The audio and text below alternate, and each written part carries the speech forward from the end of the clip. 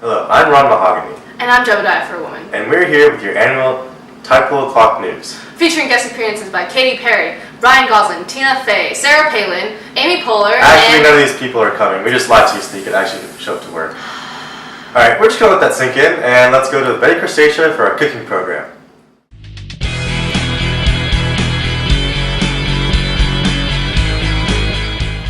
Thanks, Ron. Today on Cooking with Betty Crustacea, we will be learning how to cook lobsters and crabs, our favorite seafoods.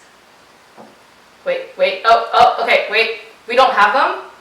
What? Well, according to our amazing crew and staff, we seem to be having some crustacean difficulties, and instead of grabbing lobsters and Alaskan crabs for our viewing, they brought small little blue hermit crabs from the tide pools. So I guess we'll use those and show you what we've got. The blue-legged hermit crabs get their names from the blue bands on their legs, otherwise named Paragus samulis. They are found off the Pacific coast of North America, and they live in shells left by black turban snails, and are scavengers of algae. Their legs are covered with hair-like setae, and they are decapods, or organisms with 5 pairs of legs. They are also characterized as having 2 claws, with one being much larger than the other, as many crustaceans do. These hermit crabs go through ecdysis, in which the crabs go through a process of shedding the old layer of skin in order to grow before the next molting process begins. Commonly eaten by pile perches and sheepheads, these crustaceans prey on algae such as Microcytis perifera and dead animal matter.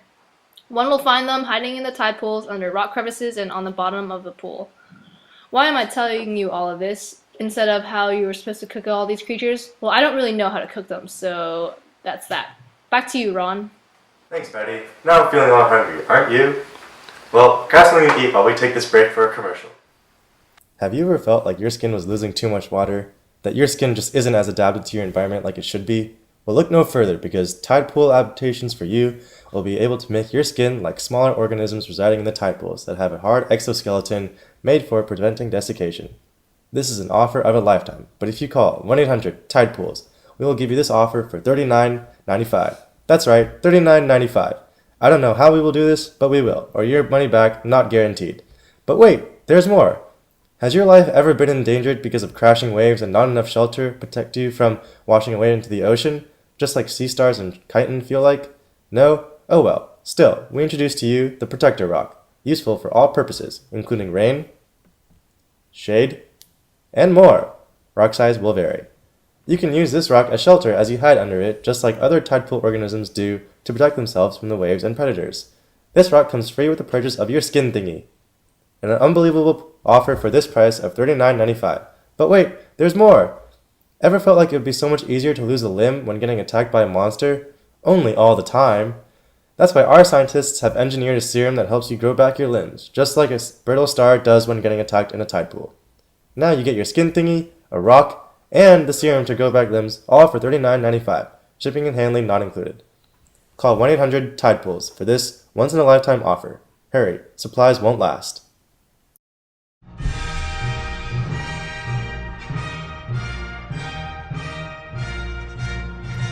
Hi, I'm Jeb, and this is our sports section of the day. Yesterday was a big day for chitons around the athletic world.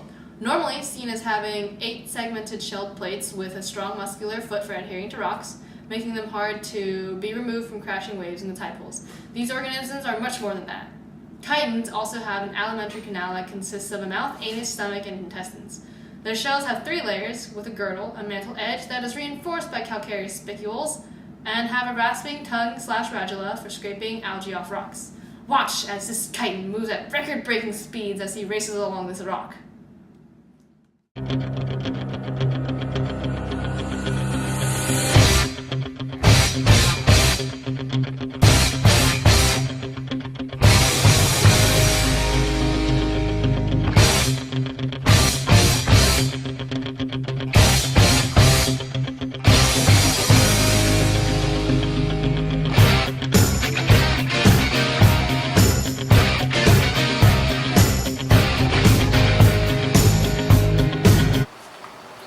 Just look at that form, look at that speed. Hard work really does pay off, doesn't it, Ron? It sure does, Jeb. It sure does. Let's check in with our weather report with scientist and meteorologist Paige O'Connelly. Thanks, Ron. Today's weather forecast in the tide pools Looks like more crashing waves and a chance of BIS 121's human students trampling through. While the crashing waves are a normal occurrence out here in the tide pool regions, we can expect crushed organisms, algal loss, and habitat destruction as these students come to observe the tide pools. On a larger scale, human population through urban runoff can go to the intertidal zones in high concentrations before being diluted in large oceans.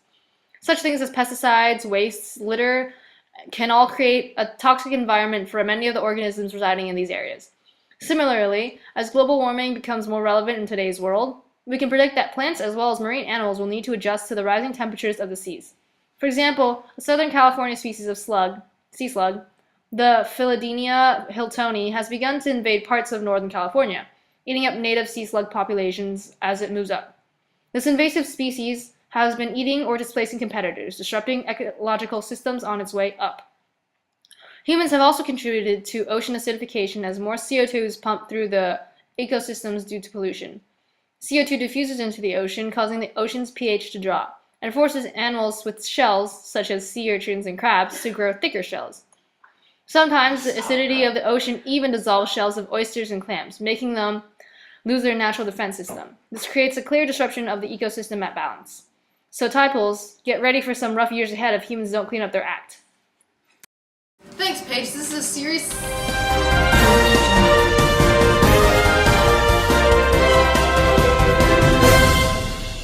Go. Jebediah, I'm live over the coast of somewhere in California, and there's apparently sea hares on the loose. Sea hares.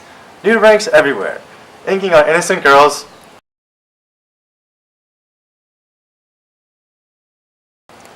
Look at this poor boy who's been eaten alive by this sea hare. These invasive species have invaded the nice beachside areas. According to the description of local residents, these sea hares are bilaterally symmetric mollusks with two antennae from their head that live in coastal regions of thick vegetation or seaweed. They are soft and round, squishy creatures that are red and brown colored. Their scientific name is Aplysia californica, and they are mollusks with muscular feet for locomotion and radula for feeding. The California sea hare often inks when they feel threatened by scary little girls. They have an alimentary canal digestive tracts, so the little boy who is eaten will exit through a different hole when he entered from. Yum! Speaking about holes, like most of the boys in the movie, the sea hare does not eat onions, but is herbivorous and eats algae and eelgrass. They are hermaphrodites and reproduce sexually.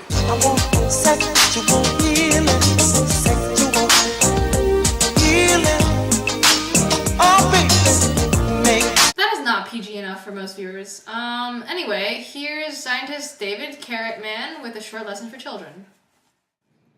So here is the food web of the Southern California tide pool ecosystem. Starting with our producers, we have our giant bladder kelp and various other kelps that form the habitats for many organisms and also provide photosynthetic nutrients for herbivores. Such herbivores that eat kelp include blue-legged hermit crabs and sea urchins. Chitons and sea hares also eat algae. Our friends the sea anemones eat mussels and sea urchins. Urchins are then eaten by sea otters and sea stars. Now here's Dallas Rains with the SIG alert. Hello, I'm Dallas Rains here with your daily tide pool traffic report. On the 101 tide bound, there's a huge buildup of giant bladder kelp that is preventing any other tidal creatures from moving. This kelp is scientifically known as Macrocytis porifera and is a type of marine algae that provides food and homes for many marine animals. This giant bladder kelp blockup began as a microspore, however long ago, and soon grew into a female gametophyte. Miss Kelp met a Mr. Kelp, and he fertilized her to produce sporophytes, baby kelp that has developed into this dense canopy at the surface of the ocean. The only thing we can hope for now is to unblock this kelp mess, is for summer to come and reduce the growth of the giant bladder kelp through nitrate and nutrient depletion. This is good news for you ice cream lovers, as the algin within these algae is used for ice cream softener. Wait, what? Oh wait, this just in. The strong-legged Centrotus purputus gang is here to the rescue. The gang's leader is a ferocious bossmaster purple urchin from the rocky intertidal zones of Southern California. Bossmaster Purple Sea Urchin has a hard outer body wall which he likes to call a test, to which 2 feet are attached for locomotion, feeding, and respiration. You know you're tough if you breathe through your feet.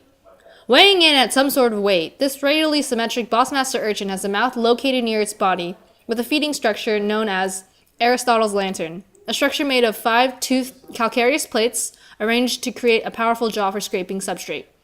Bossmaster Urchin will be using his 5 dangerous teeth and his spines to dig into and eat up that annoying friend, Mr. Kelp.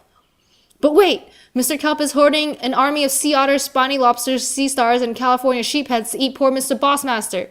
And more oh-no's!